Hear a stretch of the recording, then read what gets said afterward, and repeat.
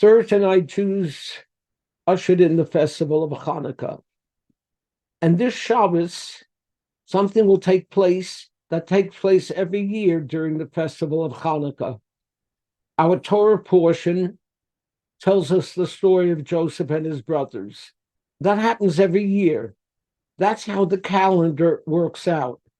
No other holiday ends up with the same Torah portions, just Hanukkah and this week's and next week's Vayeshev and Miketz. What do Hanukkah and the stories in these Torah portions have in common?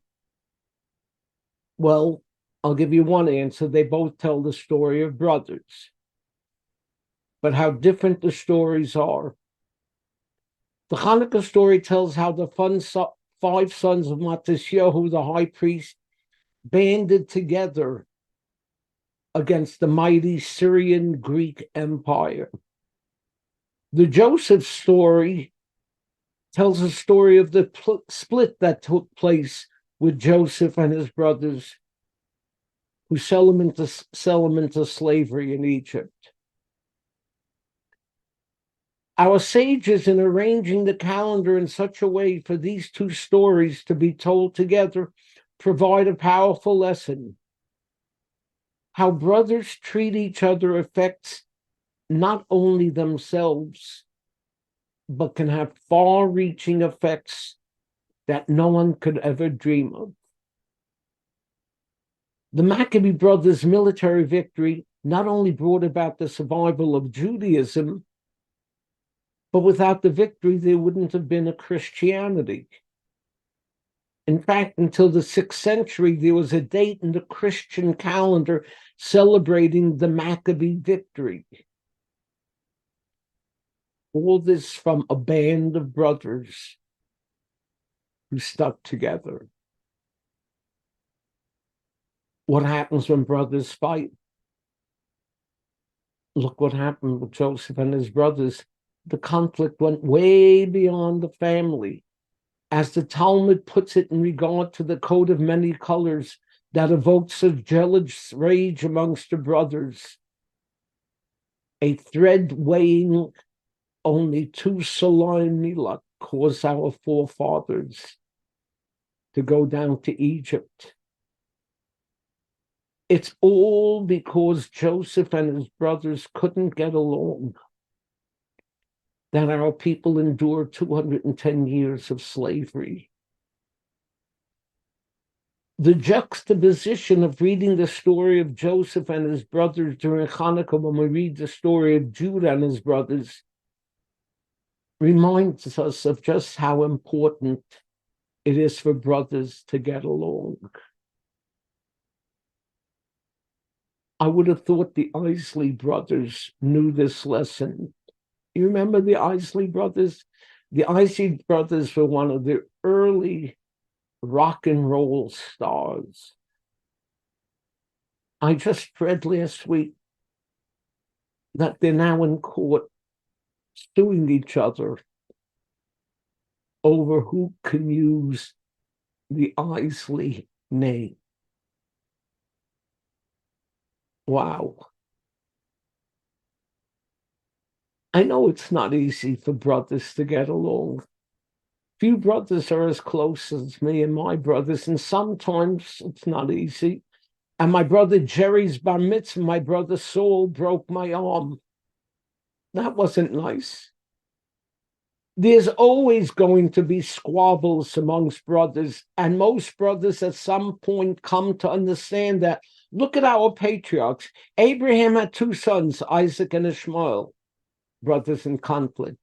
Isaac had 2 sons, Jacob and Esau, brothers in conflict. Jacob's sons were in conflict. But in each instance, they got back together. When the Torah tells us, and Abraham expired, and Isaac and Ishmael, his sons, buried him in the cave of Machpelah. Similarly, says the Torah, and Isaac expired, and Esau and Yaakov, his sons, buried him. The same took place with Jacob's sons when they came to bury him. They were all united once again. Yes, better late than never. But why wait when it's so late? And I don't mean to leave out sisters. Joseph and his brothers and Judah and his brothers, each band of brothers, according to our tradition, had a sister as well. Joseph and his brothers had Dinah. Yehuda and his brothers had a sister named Yehudis. In both cases, the brothers took a united, protective attitude toward their sister. And that's the way it's supposed to be. Hanukkah is a time for gift giving. I can't think of a more beautiful gift than one could give their parents, whether their parents are alive or live on through memory, than the gift of children united. I can't think of a greater gift that you can give yourself. In last week's Torah portion, we read how the brothers Yaakov and Esav were reunited, and the next scene tells us Yaakov arrived whole to the city of Shechem. That's an extraordinary description for a human being. He arrived whole. Perhaps it was made possible because he had been reunited with his brother. You know who has been reunited with his brother and sisters? The people of Israel. Israel had been very divided amongst Ashkenazim and Sephardim, hawks and doves, the whole gamut. And now they realize all they have is each other. And they are united as one. How good and beautiful it is when brothers dwell together in unity. You know, there's a prayer that we've been reciting constantly while the war with Hamas is going on. And every child in our school, even in first grade, knows the words and sings it. And it begins with the word, Archenu, our brothers. Listen and learn it, and learn from it. Shabbat Shalom and a happy Hanukkah. Listen.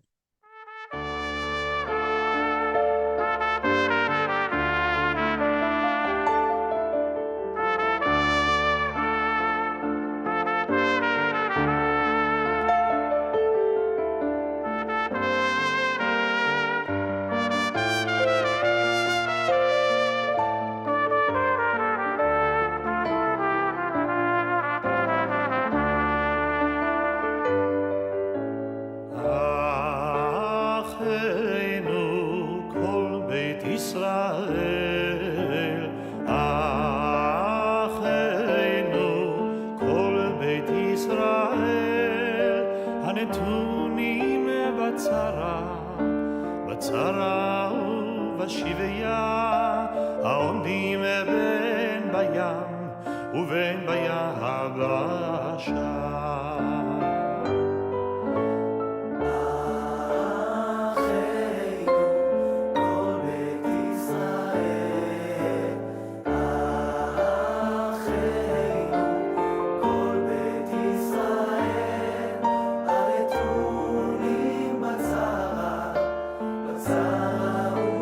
She